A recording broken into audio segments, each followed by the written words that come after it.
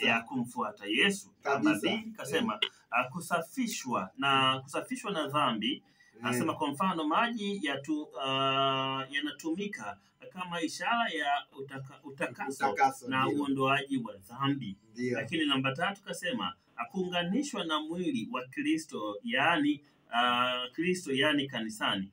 Kwa mfano kasema ubatizo ni njia ya kuingia katika ushirika na waumini wengine. Lakini namba 4 kamaliza kwa kusema kutangaza hadharani imani yako kwa Yesu Kristo. Amesema kwa mfano ni kitendo cha wazi cha kuonyesha kuwa wewe ni mfuasi wa Yesu Kristo. Anasema nataka kuuliza mchungaji Robert Mwakasabure kwako. Ndio. Je, kwenye hili andiko liliandikwa kwenye kitabu gani na kwa nini liliandikwa? Andiko lipi sasa? Maana hapa amefafanua kila kitu, amefafanua vizuri. Sasa wewe unataka andiko lipi? Wenda sijamuelewa na wewe hujamuelewa. Sasa si anaitwa Doris Bahati? Anaitwa Doris idara ya maji. Sawa. Doris kutoka idara ya maji hapa Kera mjini. Hongera sana kwa udadavuzi mzuri. Udadavuzi wako mzuri, lakini sasa swali tu wenda pale ulipotaka wenda andiko uliyotaka, maana maandiko yanayohusu na ubatizo ni mengi. Sasa na udadavuzi wako umekaa vizuri kabisa, ambao unalingana na mchungaji Amoni wa Ruvuma.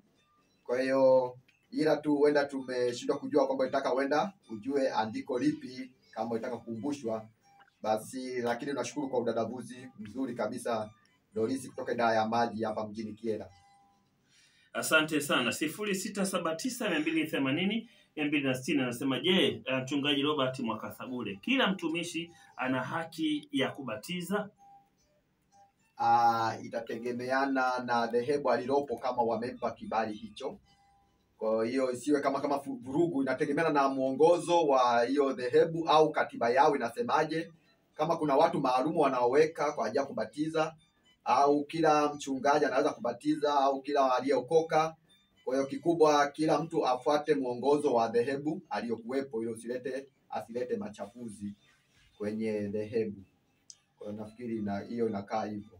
Asante. 0679280260 nasema Sangati. Bwana Yesu asifiwe. Nasema amina. Anasema yeye kwa majina anaitwa Bahati kutoka soko kuu Kiera mjini. Anasema sina swali, ni kumpongeza sana mchungaji